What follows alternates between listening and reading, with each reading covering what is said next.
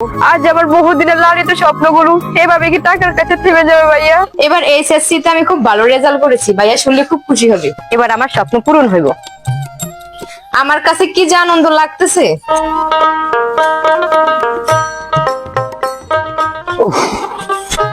ঠান্ডা পানি পাইলে মাথায় শান্তি পাইতো। আল্লাহ এত গরম, বাড়িতে যা শুধু পানি মানি খাওয়ান দরকার।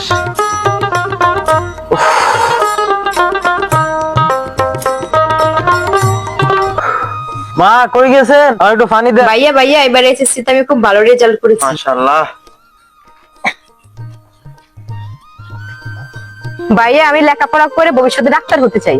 বোন তো স্বপ্ন আমি পূরণ করলাম, তোর অনেক উচ্চ বিদ্যালয়ে পড়াম, স্বপ্ন আমি পূরণ করো, আমার যত কষ্টই হোক আমি তোর পড়াশোনা করাম।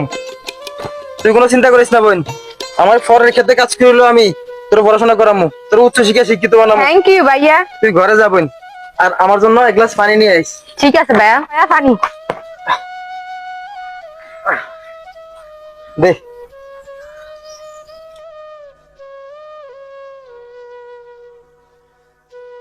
তো বিশ্ববিদ্যালয় নাই, তুই যে হিসাবে পড়াইতেছ তুই তো অন্য একটা কাম, তুমি কেমনে পরের কাম করি বদলা দি বিশ্ববিদ্যালয়ে পাওয়া যায়, দরকার নাই। তাহলে এখানে সাইকেল দিয়ে বিয়ে শাদী দিয়ে এলো।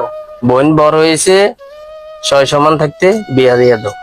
এত টাকা উস্কাইতেও পারতা না, আর টাকা টোকা ভরাইতেও পারতা না, তার চেয়ে বরং শেষে বিয়া দিয়ে দাও। না বেড়া, বেড়া আত্মসম্মান থাকতে বোন গারে নি বিয়া দিতে বিদেশ মানুষের বদলা। বেড়া তুই কয়টা কামে করছিস, বোনের আবার নি ঢাকা ইউনিভার্সিটিতে পড়াবি। এখন বলা যদি ইউনিভার্সিটি থাকতো তাদের কথা ছিল, তুই বলা পড়াতি ব্যক্তি। ভাইয়া তুমি আইছো? বন্ধু আমি তো আইছি, আমার যে টাকা ইনকাম করি এই টাকা দিয়ে সংসার চালাইতে আমার কষ্ট হয়। তোরা টাকা ভরাইতে বললো অনেক টাকা, অনেকে অনেক রকম কথা কয়, তোর স্বপ্ন মনে হয় আমি আর পূরণ করতে পারলাম না। ভাইয়া তাহলে কি আমার পড়ালেখা এখানে থেমে যাবে? ভাইয়া আমার ইচ্ছে ছিল আমি লেখাপড়া করে ভালো একজন ডাক্তার হব। আমাকে তুমি অন্যের ক্ষেতে কাজ করে কত কষ্ট করে আমাকে লেখাপড়া করাইছো। আমার ইচ্ছে ছিল পড়ালেখা করে ডাক্তার হয়ে তোমার সব কষ্ট দূর করব। আজ আমার বহুদিনের লালিত স্বপ্নগুলো এভাবে কি টাকার কাছে থেমে যাবে ভাইয়া? বলো না ভাইয়া। আমাকে স্বপ্ন স্বপ্নই থেকে যায়, আমি হারিয়ে গেলাম। বন্ধু আজকে আমাকে বলা যদি একটা বিশ্ববিদ্যালয়ে থাকতো তাহলে আর কষ্ট করে ঢাকা যাওয়া পড়াশোনা করা লাগতো না, এত টাকা খরচা হইতো না। আমরা গরিব মানুষ তো, ঢাকা যাওয়া পড়াশোনা করতে হলে মানুষ বিভিন্ন রকম কথা বলে। জানি না আমার মতো আর কত মেধাবী অসহায় ছেলে মেয়েদের স্বপ্ন স্বপ্নই থেকে যাবে শুধুমাত্র আমাদের ভোলাতে একটি ইউনিভার্সিটি না থাকার কারণে। আজ যদি ভোলাতে একটি ইউনিভার্সিটি থাকতো তাহলে আমার স্বপ্ন এভাবে ভেঙে যেত না।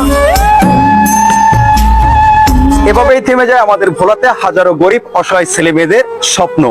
আজ যদি আমাদের ভোলাতে একটা বিশ্ববিদ্যালয় থাকতো তাহলে হয়তো এই মেয়েটির ভবিষ্যৎ আরো উজ্জ্বল হতে পারত। তাই আমাদের ভোলাবাসীর প্রাণের একটাই দাবি, যত দ্রুত সম্ভব আমাদের ভোলাতে একটা বিশ্ববিদ্যালয় চাই।